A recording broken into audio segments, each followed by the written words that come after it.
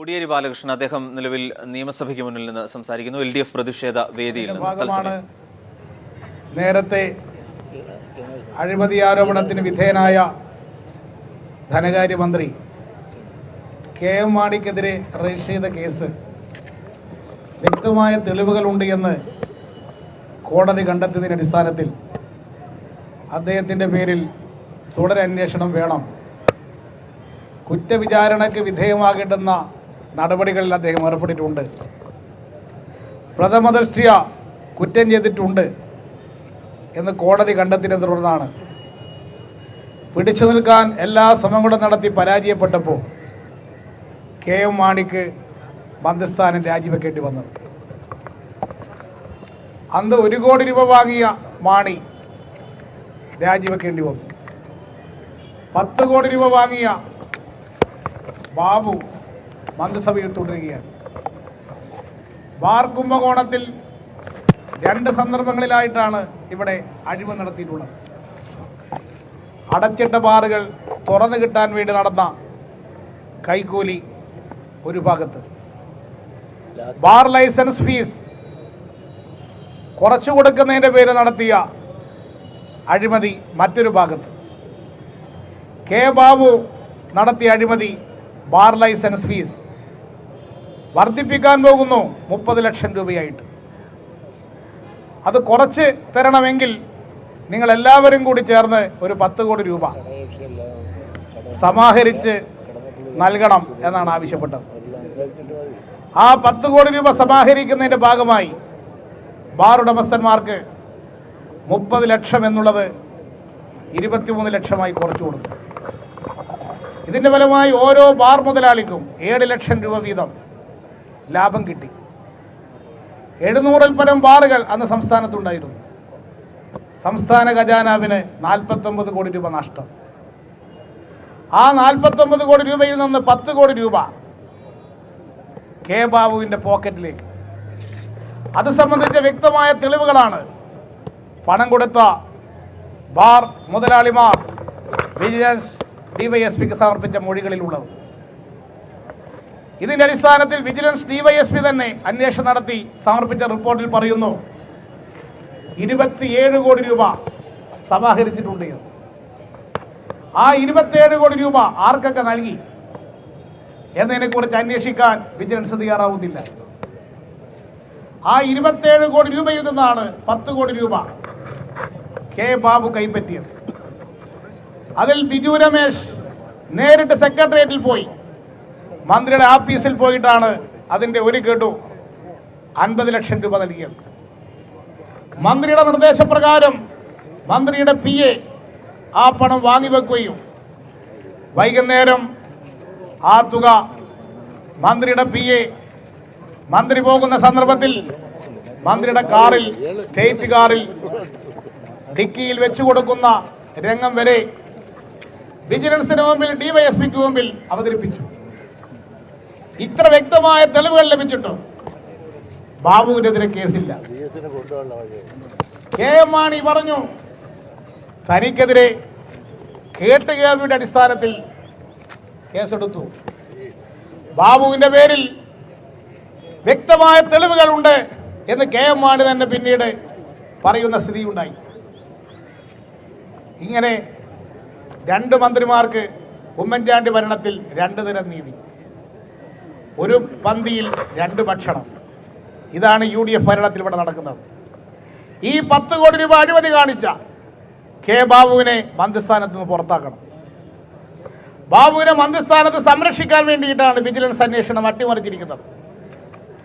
ആ DYSP സമർപ്പിച്ച report തള്ളിക്കളഞ്ഞുകൊണ്ട് ഒരു തുടരന്വേഷണം നടത്തി ബാബുവിൻ്റെ പേരിൽ കേസ് രജിസ്റ്റർ ചെയ്ത് അന്വേഷണം നടത്തണം. കേസ് രജിസ്റ്റർ ചെയ്ത് അന്വേഷിച്ചാൽ മാത്രമേ ബന്ധപ്പെട്ട വ്യക്തികൾക്ക് കോടതിയിൽ പോയി 164 സ്റ്റേറ്റ്മെൻറ്റ് സാക്ഷികൾ കൊടുക്കാൻ കഴിയുള്ളൂ. കേസ് രജിസ്റ്റർ ചെയ്ത് അന്വേഷിച്ചാൽ മാത്രമേ വിജിലൻസിന് സാക്ഷികളെ സമൻസ് അയച്ച് വിളിക്കാൻ കഴിയുള്ളൂ.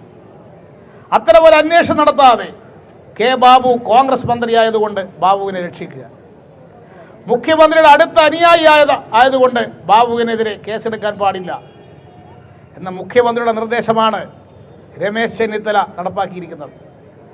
മുഖ്യമന്ത്രിയോടൊപ്പം ചേർന്ന് നിന്നാൽ ഇവിടെ എന്ത് അഴിമതിയും കാണിക്കാം എന്നൊരു സംസ്ഥാനമായി കേരളം മാറിയിരിക്കുകയാണ്. ദൈവത്തിൻ്റെ സ്വന്തം നാട് എന്ന് ലോകത്തറിയപ്പെട്ട ഈ കേരളം ഇന്ന് കുംഭകോണങ്ങളുടെ സ്വന്തം നാടാക്കി ഉമ്മൻചാണ്ടി മാറ്റിയിരിക്കുകയാണ്. ഓരോ മന്ത്രിമാരും കട്ട് മുടിക്കുന്ന സംസ്ഥാനമായിട്ട് കേരളം മാറിയിരിക്കുകയാണ്. സോളാർ കുംഭകോണം ഈ ഭരണത്തിന് കീഴിൽ നടന്ന ഏറ്റവും വലിയ കുംഭകോണങ്ങളൊന്നായിരുന്നു. ആ സോളാർ കുംഭകോണത്തെ സംബന്ധിച്ച് ഇപ്പോൾ നടന്നുകൊണ്ടിരിക്കുന്ന ജുഡീഷ്യൽ അന്വേഷണ കമ്മീഷൻ കമ്മീഷൻ അതിൻ്റെ മുമ്പിൽ വ്യക്തമായ തെളിവുകൾ ലഭിക്കാതിരിക്കാൻ മുഖ്യമന്ത്രി തന്നെ ഇടപെട്ട് സാക്ഷികളെ കമ്മീഷന് മുമ്പിൽ എത്തിക്കാതിരിക്കാൻ ഭരണകൂടം ദുരുപയോഗപ്പെടുത്തിക്കൊണ്ടിരിക്കുകയാണ്. അതിൻ്റെ ഭാഗമായി ജയിലിൽ കിടക്കുന്ന ബിജു രാധാകൃഷ്ണൻ വ്യക്തമായ തെളിവുകൾ കമ്മീഷന് മുമ്പിൽ നൽകാതിരിക്കാൻ ബിജു രാധാകൃഷ്ണന്റെ മേൽ സമ്മർദ്ദം ചെലുത്താൻ പൂജപ്പുര സെൻട്രൽ ജയിലിലെ ജയിൽ സൂപ്രണ്ടിനെ ചുമതലപ്പെടുത്തിയിരിക്കുകയാണ്. ജയിൽ സൂപ്രണ്ടിൻ്റെ പറഞ്ഞു കൊടുക്കുന്ന കാര്യം മാത്രമേ സോളാർ കമ്മീഷന് മുമ്പിൽ നൽകാൻ പാടുള്ളൂ എന്നുള്ള വിധത്തിലുള്ള തിരക്കഥ അനുസരിച്ചുകൊണ്ടുള്ള കാര്യങ്ങൾ മുന്നോട്ട് പോവുകയാണ്.